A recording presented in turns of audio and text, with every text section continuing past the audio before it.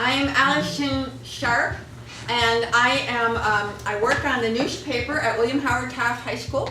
And the problem is, we had a column of advice for the lovelorn, and our columnist just got suspended. So I have to do the column for advice for the lovelorn all by myself. So I'm going to need some help. I have these special experts that I brought in that were friends actually of the PTA. So we have someone here who's got really good advice. So we ask a question, he's going to give you some really, really good advice. And we got someone right here, when you ask her, she's going to give you just really bad advice. And over here, the Zen like God, he is going to give the worst advice absolutely ever possible. So what I need to do, and I'm going to just try to keep notes copiously, I need to find out if anyone has a problem. Like, you know, your boyfriend dumped you, what should I do? Yeah, I got that one. Or, you know, oh my goodness, my test was just, I flunked my test and my parents are going to kill me. So has anybody got a good advice question that they want to ask? Excuse me.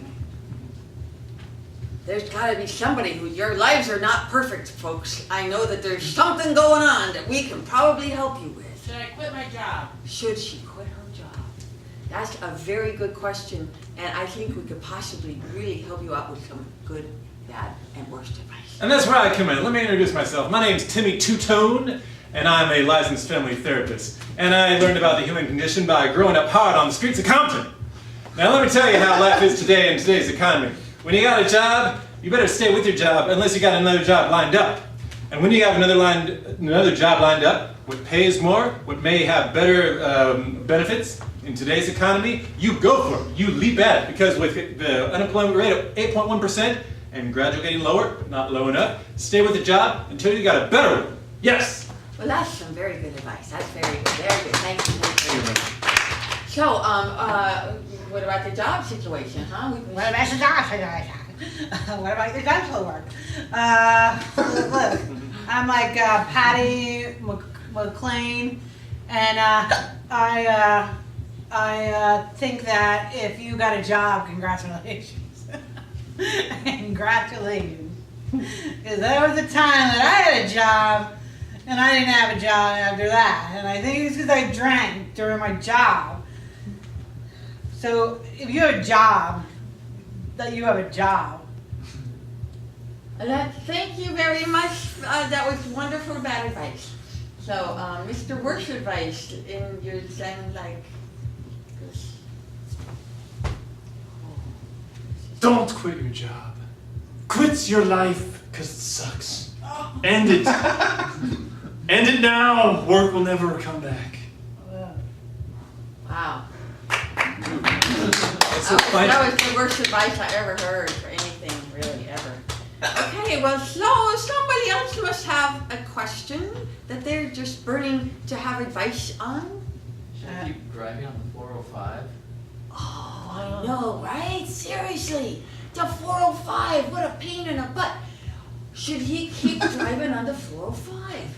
Well, I gotta tell you, the 405, it goes north, it goes south. It doesn't go east or west, so you got some leeway there, because you can take the 10, you can take the 101, but what if you have to take the 405 to go down to Long Beach or something? Well, you can take the side streets. It may take you a little longer, but if you eat earlier, you can avoid the 405 and the whole Carmageddon 2 thing that's coming up in 2 weeks' time. That's a real thing. I'm not just making this up, that is a real thing. So, do the navigation on your cell phone, check the Thomas Guide, go on Google Maps, any one of those situations, you can avoid the 405 and live strong and proud. Yes, that was very good. I thought it was very good. Absolutely. Stay off the 405. Woo! Wish I was a cheerleader. You can go north or south. Hey, if you take the 405, it goes right by Compton. Get it? Why are you on the road? If you're working, you shouldn't be driving, unless you're a bus driver. Then you're driving because or a taxi cab person, because then you're a driver.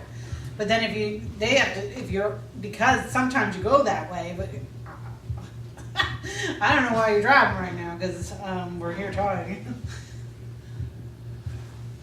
Okay, so we're going to get the worst advice ever, I'm sure. Yay. My son, don't drive, get a horse.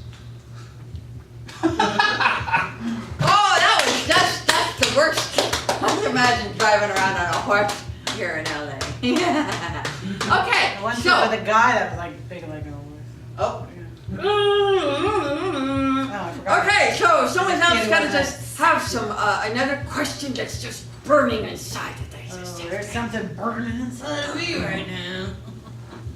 Another. I accidentally ran over my neighbor's cat and killed it. Like, do I tell him? Oh, that's awful.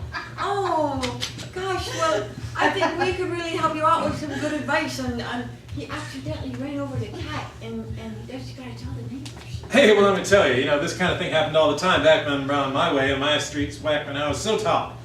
And let me tell you, with dogs and cats dropping like flies, the neighborhood was in an uproar. But we did honesty. We told the truth. We paid money where it needed to be paid so that those people could buy new cats, new dogs, and move forward, live strong and free. So honesty, yes. Oh, that's very good advice, very good advice. All right, little Miss Bad Advice. Wow, that's probably the most action that pussy's seen in a long time. Sorry. Oh, Here, wonk, wonk. That is horrible. Do you tell him? No.